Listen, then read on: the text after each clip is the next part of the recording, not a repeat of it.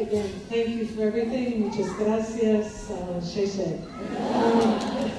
Anyway, what I wanted to share with you today, I'll tell you my impressions of today's meeting, which are extraordinary. But I thought I would begin today by telling you why it was that I became involved in the kind of research that I did.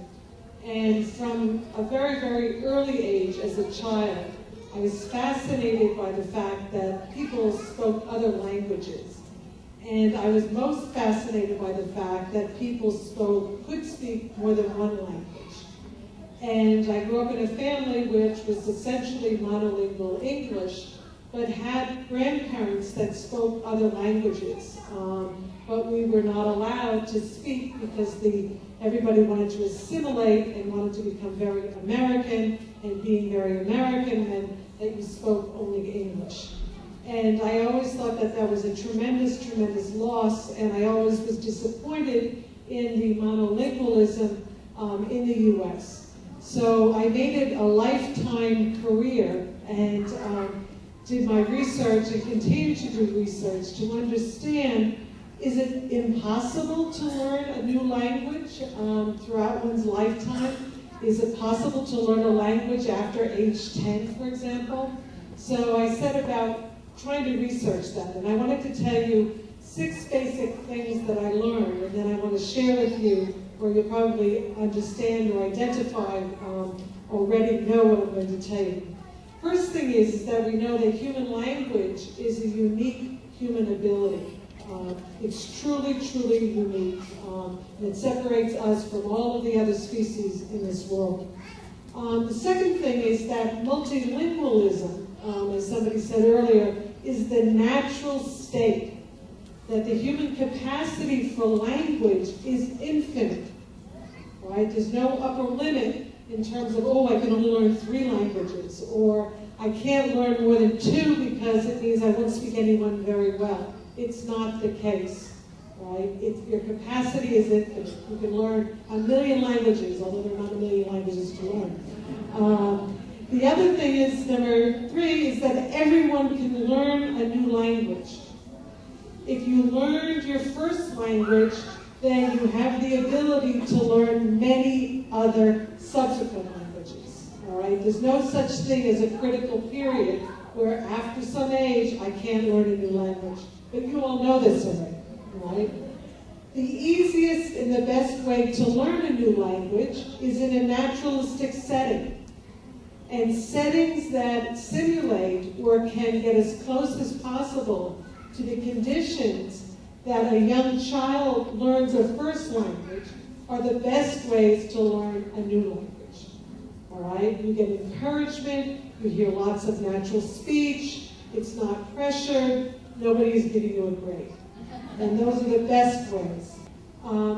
The other thing that we've learned is that the more languages you know, the easier it gets, right? Because you can build. Languages differ in only a finite number of ways, in a very limited number of ways.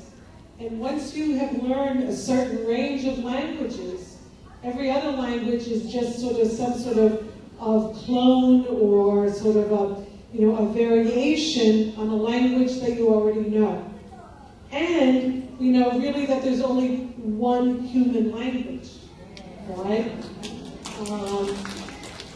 And the other piece of this, which is not directly from my research, but is that the more languages you learn, the smaller the world gets, right? And the greater your understanding then of the world and its people. Okay, so these are the things I've learned from my over 30 years of research in the area. And I was very surprised to learn 2 years ago when Elizabeth first contacted me that these are the same tenets that underlie the HIPPO program, right? And I had no idea. So the HIPPO program, Dr.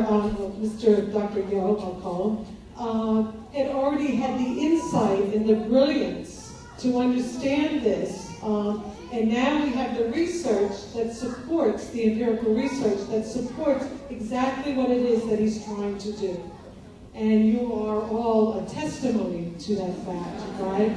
right? So let me just tell you a few other things that you may or may not know. Some of the other wonderful consequences that follow from being a multilingual is that it increases your intelligence.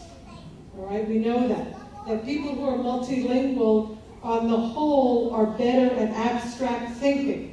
They do better in math.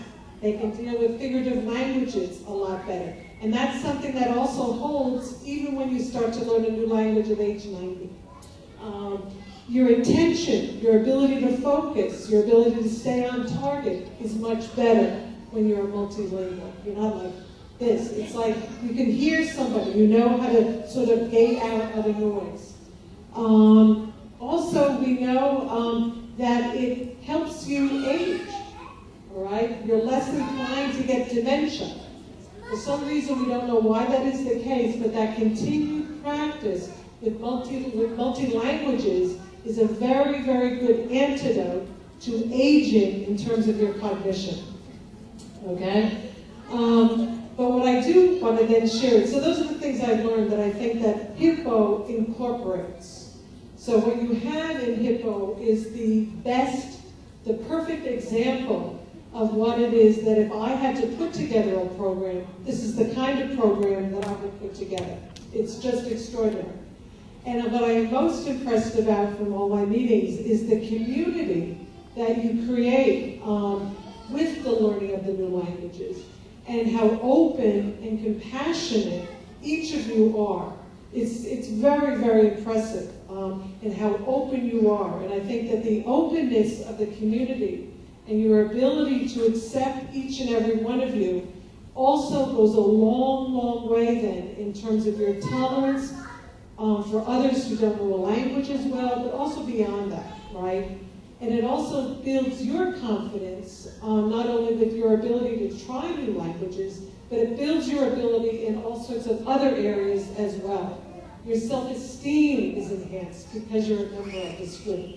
So I want to just say thank you, thank you, thank you for allowing me this opportunity to participate in these activities. And really what you have here is something, I keep saying extraordinary, but I don't know a better word. It really, really is extraordinary.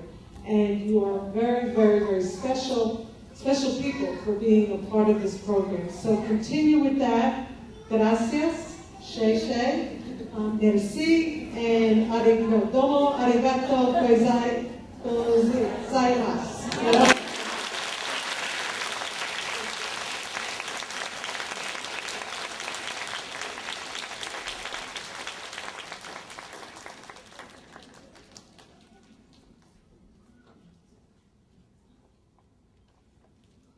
Thank you so much, Susanna.